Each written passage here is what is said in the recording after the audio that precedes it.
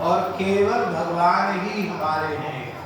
जब हम भगवान के हैं और भगवान हमारे हैं तो हमारा शरीर, हमारी इंद्रियां, हमारा मन, हमारी बुद्धि, हमारा चित्त, हमारा अहंकार, हमारी स्त्री, पुत्र, गृह, कुटुंब, सब कुछ भगवान का ही है।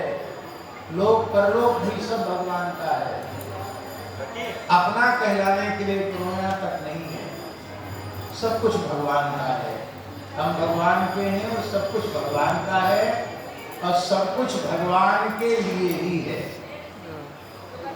ऐसा हृदय से स्वीकार कर लेना, इसी को भगवत शरणागति कहते हैं। इसी को कहते हैं जीव का भगवान के सन्मुख होना। क्या कहते हैं?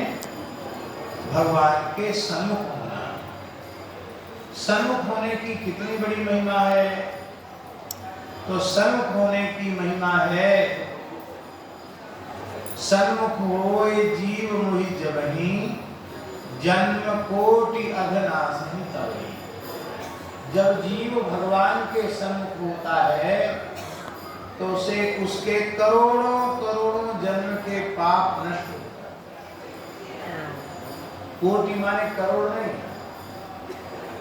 जब से सृष्टि की परंपरा चली है और जब से हमारा जन्म मृत्यु हो रही है, तब से लेकर इस शरीर के जन्म तक और दीक्षा ग्रहण के, भगवत शरणागति ग्रहण के एक क्षण पूर्व तक के जितने पाप हैं वे सब के सब करोड़ों करोड़ों पहाड़ हो पाप के, तो भी आज श्रीधाम वृंदावन में भगवान की शरण ग्रहण करते ही हमारे संपूर्ण पाप जलकर भस्म हो गए।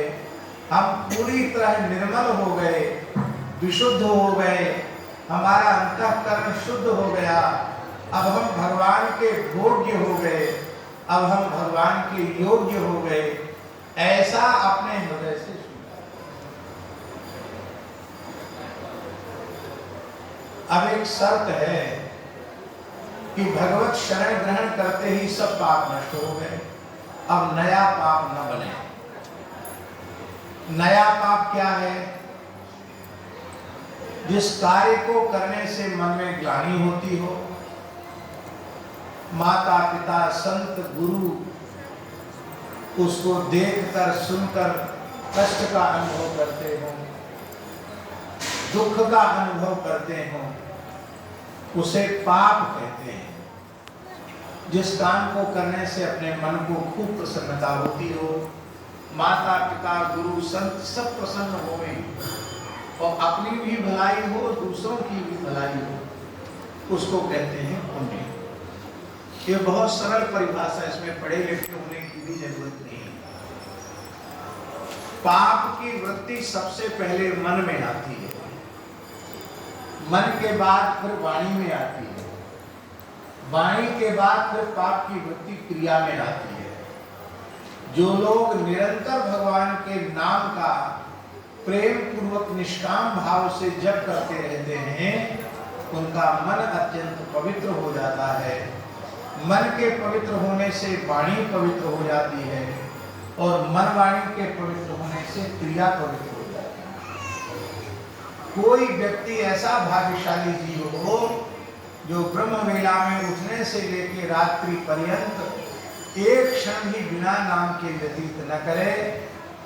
कुछ काल तक ऐसा करे तो 5-6 महीने के बाद अहर्निश नाम चलने लग जाएगा। और उस अवस्था में पहुंचने के बाद जब मन पूर्ण निष्पाप हो जाएगा तो बुद्धि भी निष्पाप हो जाएगी, फिर वाणी भी निष्पाप हो जाएगी, फिर क्रिया भी पाप रहित हो जाएगी।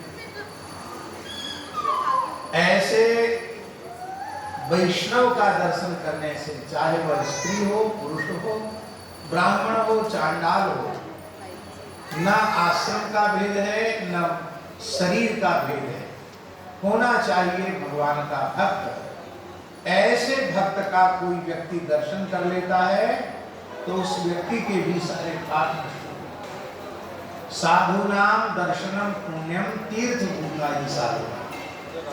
साधु दर्शन पुण्य है, भगवत भक्त का दर्शन पुण्य है। ये भगवत भक्त चलते फिरते भगवान के तीर्थ हैं।